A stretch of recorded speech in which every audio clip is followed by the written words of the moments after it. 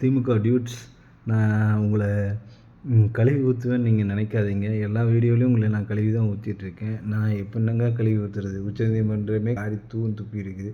இதுக்கு மேலே உங்களை நான் என்ன சொல்கிறது? இங்கே ஒரே கேஸுக்கு வந்து இதுக்கு கரூர் இன்சிடென்ட்க்கு எஸ்ஐடி வேணுங்கிறீங்க. இதே கிட்னி திருட்டு வழக்குக்கு எஸ்ஐடி வேணாங்கிறீங்க. எஸ்ஐடி ஏன்? அதுக்கும் எஸ்ஐடி வேணும்னு சொல்ல வேண்டியதானே? தப்பு உங்கள் மேலே இருக்குது. அதனால் எஸ்ஐடி வேணவே வேணாங்க. இதில் அவனை கோத்து விடணும்னு முடிவு பண்ணிட்டீங்க விஜய்.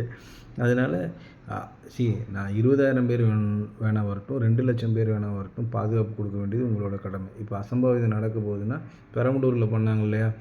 சார் இங்கே வராதிங்க சார், கொஞ்சம் நைட்டு 11 மணி ஆச்சு, இதுக்கப்புறம் வந்தீங்கன்னா அசம்பாவிதம் நடக்குன்னு அந்த அந்த போலீஸ்கார் டிஎஸ்பி வந்து முன்னெச்சரிக்கையாக சொல்லி அந்த பிளானை அவங்க கேன்சல் பண்ணிக்கணும். அது மாதிரி கரூரையும் கேன்சல் பண்ணிக்கலாமா?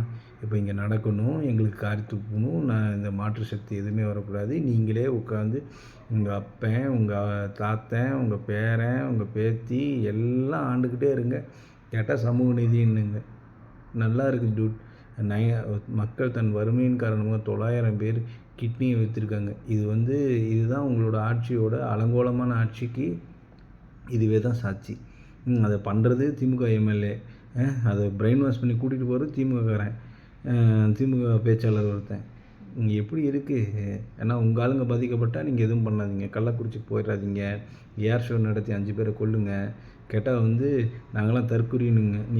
நீங்கள் தலைவர் தாங்க, நாங்கள் தற்குறியாகவே இருந்துட்டு போகிறோம். உங்களையெல்லாம் கம்பேர் பண்ணுவோம், நாங்கள் தற்குறியாகவே இருந்துட்டு போகிறோம். விடுங்க.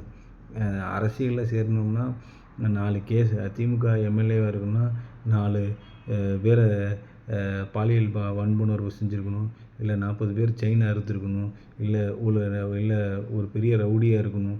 அப்படி இருந்தால் தான் இந்த தலைவனாக, திமுகவில் தலைவனாக ஆக முடியும். இல்லைன்னா நாங்கள் தற்குறியாகவே இருந்துட்டு போகிறோம்.